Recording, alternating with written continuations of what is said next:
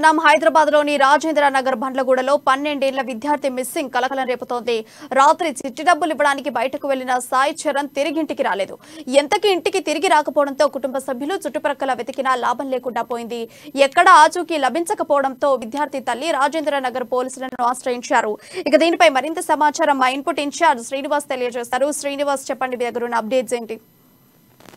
గత కొద్ది రోజులుగా కూడా హైదరాబాద్ నగరంలో బాలికల మిస్సింగ్ కేసులు ఎక్కువ అవుతున్న పరిస్థితి కనిపిస్తుంది. తాజాగా చూసుకుంటే కనుక ఈ రాజేంద్ర నగర్ పోలీస్ స్టేషన్ పరిధిలో బండ్లగూడలో ఒక చిన్నారి మిస్సింగ్ కేసు ఒకటి నమోదు కావడం జరిగింది. ఏదైతే నిన్న రాత్రి చిట్టి డబ్బులు ఇవ్వడానికి అని చెప్పేసి ఆయన ఆ బాలుడు బయటికి వెళ్ళడం జరిగింది. బయటికి వెళ్ళిన బాలుడు ఇంతకీ రాకపోవడంతోనే ఇంట్లో ఉన్న తల్లిదండ్రులు కాస్త ఆందోళన చెందారు. ఆందోళన చెంది మొత్తం రాత్రి అంతా కూడా తెలిసిన వాళ్ళ దగ్గర ఈ బండ్ల కూడా వారి నివాసం ఉంటున్న ఏరియాలంతా కూడా వెతకడం జరిగింది. అదేవిధంగా ఆ బాలుని ఫ్రెండ్స్ ఎవరైనా ఫ్రెండ్స్ ఇళ్ళకు కూడా వెళ్ళి తెలుసుకోవడం జరిగింది. ఎక్కడ కూడా బాలుడు కనిపించకపోయేసరికి ఆందోళన చెందిన తల్లిదండ్రులు వాళ్ళు రాజనగర్ పోలీస్ స్టేషన్ పరిధిలో కంప్లైంట్ చేయడం జరిగింది. రాజనగర్ పోలీసులు కూడా వెంటనే రంగంలోకి దిగారు.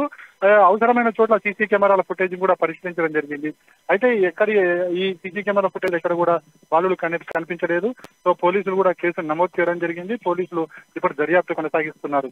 అయితే మొత్తానికి చూసుకుంటే కనుక ఏదైతే హైదరాబాద్ లో గత కొంతకాలంగా కూడా మిస్సింగ్ కేసుల సంఖ్య పెరుగుతున్న పరిస్థితి కనిపిస్తుంది. దీంతోనే పోలీసుల మీద ప్రధానంగా వాళ్ళు సీసీ కెమెరాలు ఉంటేనే ఆచూకీ లభ్యం అవుతుంది, లేకపోతే లేదు అన్న తరహాన పోలీసులు తీరు అవుతుందో దాని మీద కూడా విమర్శలు వస్తున్నాయి. అయితే అసలు ఇలాంటి మిస్సింగ్ కేసులు ఎన్ని ఉన్నాయి, హైదరాబాద్ లో ఎన్ని జరుగుతున్నాయి, అదేవిధంగా ఎంతమంది మళ్ళీ సురక్షితంగా తమ పేరెంట్స్ దగ్గర చేరుకుంటున్నారన్న విషయాలన్నిటి మీద కూడా ఒక ఆందోళన అయితే వ్యక్తమవుతున్న పరిస్థితి కనిపిస్తుంది. అయితే ప్రస్తుతం అయితే ఈ కేసుకు సంబంధించి పోలీసులు చాలా సీరియస్ గా తీసుకున్నారు. ఎందుకంటే ఈ మిస్సింగ్ కేసులు అందులోకి చిన్నపిల్లల మిస్సింగ్ కేసులు అనేవి ప్రభుత్వం చాలా సీరియస్ గా ఉంది కాబట్టి ఈ కేసులను వెంటనే ఛేదించాలని చెప్పేసి కూడా పోలీసులు ఎక్కడైతే సీసీ కెమెరా సీసీ కెమెరాలన్నింటినీ కూడా ఉన్న వీడియోలను పరిశీలించడం జరుగుతుంది.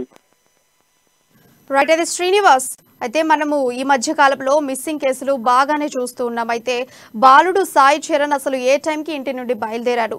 అసలు నిజంగా ఇది మన కిడ్నాప్ కేసు అనే అనుకోవచ్చా?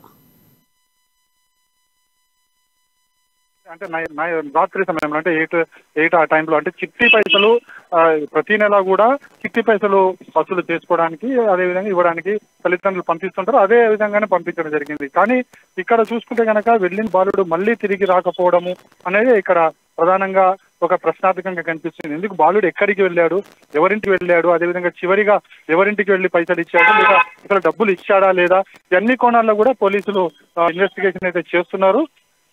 ఇక ఈ కేసుకు సంబంధించి ఇంకా క్లూస్ ఇంకేమైనా దొరుకుతాయా అనే కోణంలో కూడా దర్యాప్తు కొనసాగుతుంది.